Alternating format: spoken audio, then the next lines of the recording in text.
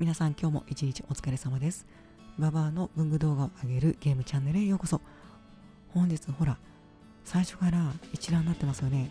これなぜかというと結論から言いますね。私の中で 78G、中国市場向けのこの 78G がサファリ超えてます。はっきり言います。サファリ超えてます。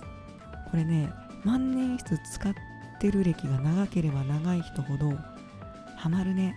YouTube で 78G 上げまくってる海外の方いらっしゃいますけど、これはすごい。これは本当にすごい。多分今年一番買ってよかったペン1位になると思います。そのぐらいいいです。で、その根拠をこの後に説明しますけど、サファリももちろん好き。サファリ一番好きなの私。でも、この漢字圏、アジア圏の中でどちらを選ぶかといったら、断然 78G、そのぐらいいい。決してアンチサファリじゃないよ。決してアンチサファリじゃないです。ただ 78G が良すぎた。そして以前ご紹介した緑の軸はすでにアイドロッパー化できてます。2週間ぐらい経ってるかな。もう少し様子見てからご紹介しますけど、完璧です。アイドロップ化しても完璧だからね、透明軸でもいい感じになるんじゃないかな。今回ご紹介するのは 78G のオールドタイプの黒軸をご紹介します。カリグラフィー型、かなりやばい。このやばさを細かくレビューしていきたいと思います。大きさからなんですけど、一番上がプラチナ3776、一般的な国産の形ですよね。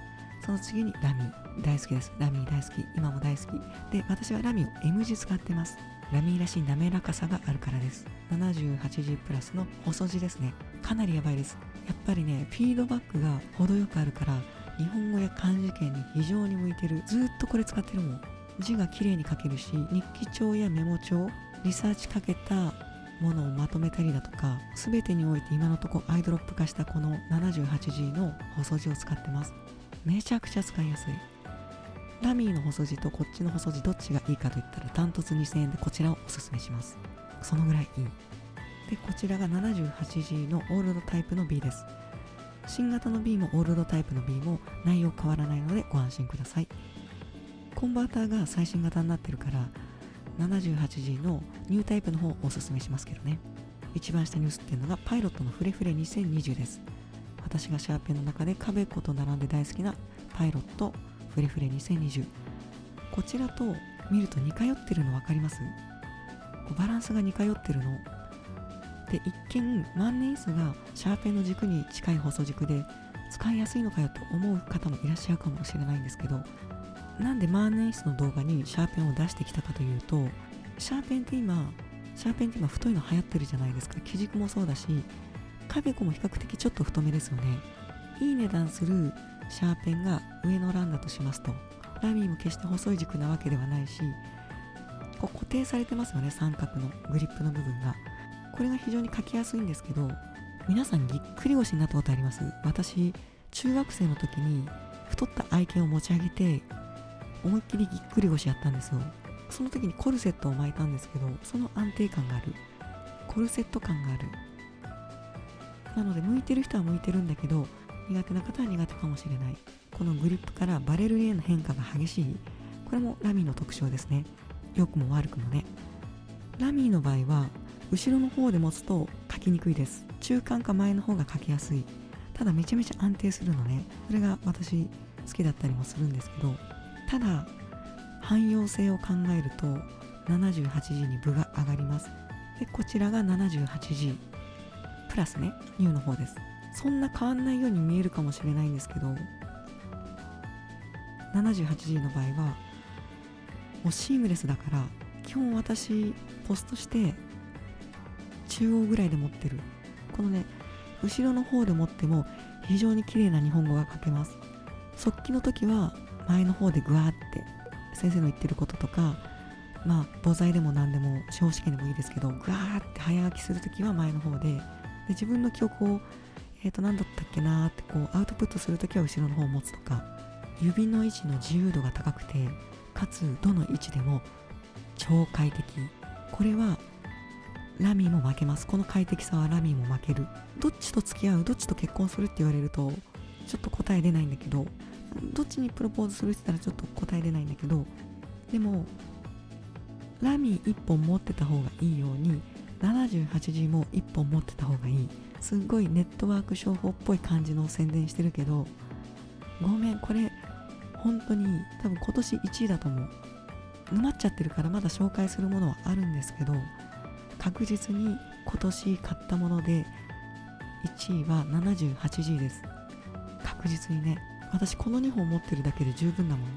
そのぐらい汎用性が高い。このバランスやばいよ。このバランスは本当にやばい。これだと太すぎるのと仰々しくなっちゃう、試験勉強の時に。でもこれはね、仕事中も勉強中も資格勉強中も何も邪魔しない。なぜかというと、紙シャーペンに近い持ち味なの。紙シャーペンと言われるカベコやこのパイロットフレフレに近い使い心地、持ち味、グリップ感、これはね1位です。何度も言うけど鉄ペン1位だし、今年購入した中で1位です。多分ね、もう 1,2 回出てくる違う色でもう 1,2 回出てくると思う。動画のアップで情報共有のためにね。ではお待たせしました、ご紹介します。こちらがパイロット 78G 中国市場向け万年筆のオールドタイプです。オールドタイプ、地幅が B。 この 78G の地幅 B はカリグラフィー型になってます。イタリックとも言いますね。スタブよりもっとシャープなイタリックよりの2分になってます。ちなみにそれが最強な理由です。これね、細かく説明してきますね。グリップ感とか細かい話は以前の動画でしてるので、今回は比較に絞ってお話しします。まず左のオールドタイプの方がクリップが短いです。クリップが短いことが特徴です。そしてオールドタイプはロゴがジャパンのみ、新しいタイプがパイロットジャパンと記載されてます。尻軸の部分とトップも変わってないな。尻軸もトップも変わってないですね。左のオールドタイプが刻印で、右のニュータイプがプリントになってますね。2部の部分ですね。もうペンシン変わらないですね。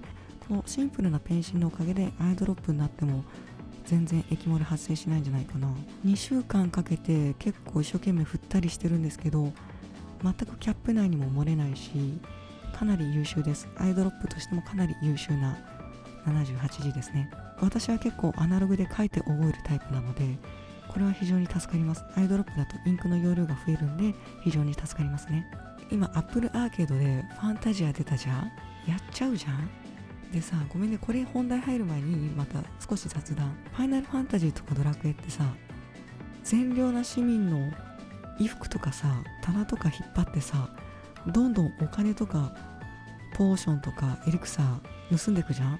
あれ結構軽犯罪法違反だと思うんだよね。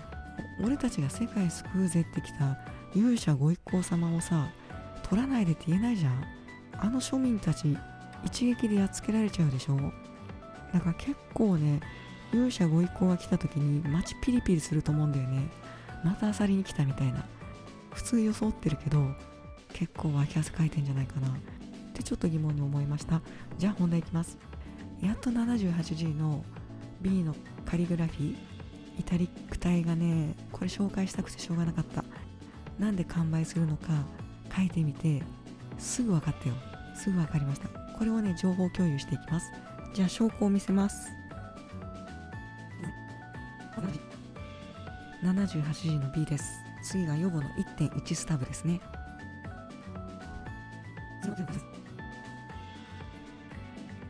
次がプラチナのミュージックですね。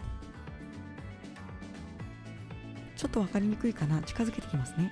この 78G が一番マス目に収まってる感じ分かります？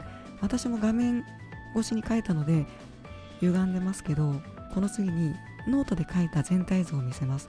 かなり印象変わってくるので、この後ノートで描いた字体を見せますから、それをぜひ参考にしてみてください。 1.1 やミュージックは若干太めなので、アウトプットの時にはいいんだけれども、インプットの際にこの太さだとなかなかページ数が増えてしまう。そういうタイプのスタブは面白いし、マス目に収まるし、非常にノートが楽しくなる。水平にスライドさせた場合の細さも 78G がダントツ細いですね。ヨゴやミュージックも細いんですけど、水平にすると基本こういうイタリックやスタブの形って細くなるんですけど、シャキッとした細さがあることによって文字の感じが際立ちます。非常にはっきりします。イタリックらしいですね。スタブっていうよりかは本当にイタリックらしい文字になります。ヨゴの 1.1 やミュージックの細字は気持ち太いですね。鉄ペンと金ペンの違いでもあるんですけど、鉄ペンはたわまない分遊びがないので筆記スピードは速いですね。鉄ペンは硬い分たわまない、それがマイナスでもあるんですけど、勉強においては私はプラスだと思います。筆記速度がこっちの方が速くなるので。この太字の部分も違いますよね。動画だと分かりにくいんですけど、78字が一番細いんですよ。でそれを文字にするとはっきり分かりますね。 1.1 とミュージックはこのマス目に収めようとすると潰れ気味なんですけど、78G は綺麗に収まるの。スタブについて補足なんですけど、 1.5 だと角っちょがちょっとスクラッチ感がある、苦手だっていう方が一般筆記では多いので、一般的なヨボの 1.1 で比べています。またミュージックも横が細くて縦が太い、そしてそのメリハリがスタブより好きなので、私はミュージックで比較してます。細かい話になっちゃうんですけど、 78G の水平線細い方は 0.35 から 0.4 エキストラファインに近いですね。太いのが 0.7 なの。この太い部分で 0.7 っていうのがめちゃくちゃミソ。古い言葉で言うとこれがミソなんですよ。ポイントなんですね。そしてヨボの 1.1 は細いとこで 0.45、 太いとこで 0.95、 一気に太くなりますよね。この 0.2 から 0.25 の違いってかなり大きいんですね。一文字一文字を書けると、一文字一文字を書いていく上でこの差はめちゃめちゃでかいのね。細くてこれだけメリハリがついて2000円台で買えるって私 78G しか知らないんですよね。バランスも非常に書きやすい。カスタム74とか742シリーズより書きやすい、持ち味がね。ミュージックの細い線が 0.4、 太い線が 0.85 から 0.9。 ミュージックって特大に太いみたいに書いてあるけど、そこまで太くなくて、太いところでも 0.9、 平らな2部の系統の中で際立って細いんですよ。これがめちゃくちゃ使い勝手のいい理由です。ラミーでさえ、使いやすいラミーでさえ 1.1 なんですね。この細さには及ばない。これは鉄ペンの良さが生かされてるんですけど、鉄ペンって比較的ドライなので金ペンみたいにウェットにならない分線が太くならないんですよ。つまりスタブ系統でもにじまずにはっきりした形でノート筆記ができます。学生だったらこれ色違いで何本か揃えてる。いや、よく中国市場だけで売るよね。だって万年筆の良さってさ、ボールじゃないところにあるじゃないですか。ボールペンも真似できない、筆圧なくてかつ丸じゃない形で筆記ができるって万年筆のめちゃめちゃ長所でもあるんですね。これも全部揃ってるもんね。海外でこのペン先の幅論争があったので動画に残しておきたいと思います。 0.7 とかあったんですけど確実に違いますね。1かな、多分1。2部自体の幅は1です。ちなみにヨボの 1.1 なんですけど、2部のこの幅は 1.1 じゃないです。 U に 1.4 ありますね。スイートスポットで書いた場合は 0.95 になりますよっていうことですね。そしてミュージックもこちらも U に 1.4 はありますね。スイートスポットで書くとだいたい案外字は太くないよっていう話ですね。じゃあここからは一緒に私の汚い字体を追っていきましょう。まずはこちらウィンソン601フーデッドタイプですね。スリットが開かないのでザッとした速記に向いています。一般的な細字の字体ですよね。字の汚さはほっといて一般的な細字の字体で、このタグの部分違うの分かります？ちょっとメリハリ効いてません？このタグ実は 78G の B で書いてます。水性ボールペンっぽいような、細字の水性のボールペンっぽいような字体になります。次が 78G プラスの細字 F です。ホルカの時に話そうかなっていうのをバーって書いたノートですね。こちらもさっきの字体に似てますが、ウィンソン601の字体にも似てるんですけど、ちょっと細やかさ効いてるの分かるかな？分かんないよね、字汚いから。シュッとしてて先端がね四角矢が広いから書いていて日本語が非常にメリハリ聞きやすいのね、F 字でも。